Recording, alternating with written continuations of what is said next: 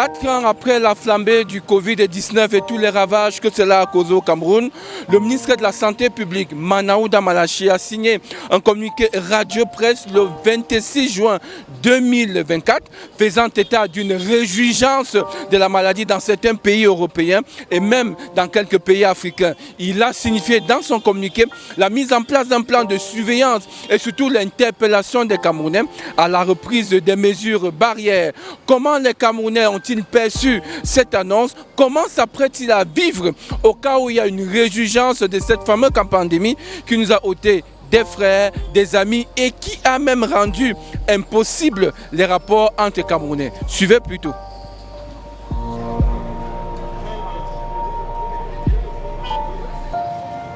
C'est ni rassurant, je n'ai pas non plus peur. Parce que je sais qu'on a déjà un bon système de santé et il y a aussi des chercheurs indépendants qui ont développé certains médicaments pour lutter à ça. Il suffit juste de revenir dans les recherches, renforcer la recherche et puis on va trouver les médicaments pour la nouvelle cause qui arrive. Non, je n'ai pas peur de la Covid parce que je crois qu'on s'en sort toujours bien. Je crois que les autorités en place font tout ce qu'il faut. Je crois juste qu'il faudra plus de prévention, plus de communication et surtout mettre les moyens à la disposition de tout le monde. Quand je parle de moyens, j'aborde les prix notamment, des nécessités. Des nécessitaires, quoi. Les instruments qu'on a utilisés, les gels hydroalcooliques, les masques, que ce soit à la portée de tout le monde, que ce soit pas une flambée des prix où les gens sont obligés eux-mêmes de fabriquer des fois ces gels qui ne correspondent pas parfois aux normes, quoi.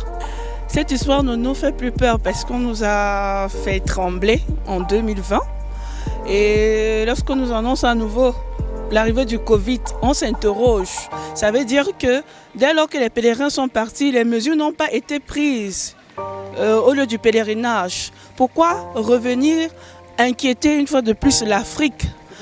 Il est opportun pour le ministre Santé de prendre des précautions pour que les patriotes ne se retrouvent plus en chômage.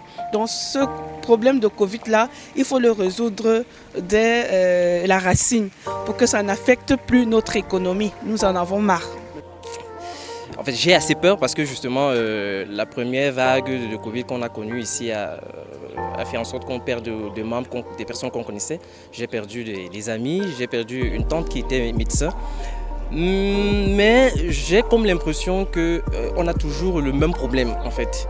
C'est qu'on n'arrive pas à se préparer face à toutes les calamités, à toutes les catastrophes sanitaires qui sont censées arriver parce que justement tout cela, c'est pas d'aujourd'hui qu'on sait que ça pouvait revenir, ça pouvait ressurgir.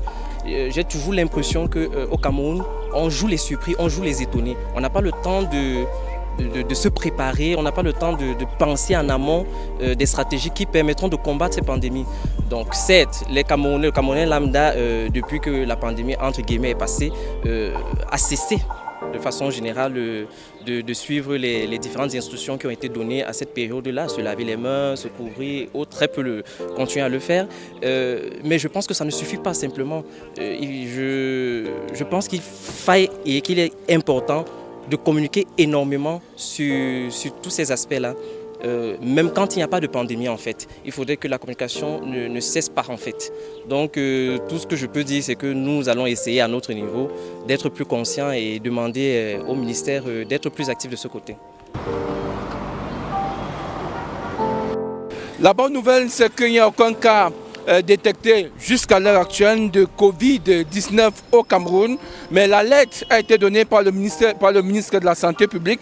Question d'amener les Camerounais à commencer déjà à être en alerte, en éveil maximal. Cela va leur demander de retourner impérativement à l'observation des mesures barrières, le port obligatoire du masque, le respect de la distancialisation et le fait de se laver les mains ou encore de se munir du gel hydroalcoolique afin de barrer définitivement la voie à ce Covid-19 qui a été ce fameux tueur silencieux depuis l'année 2020.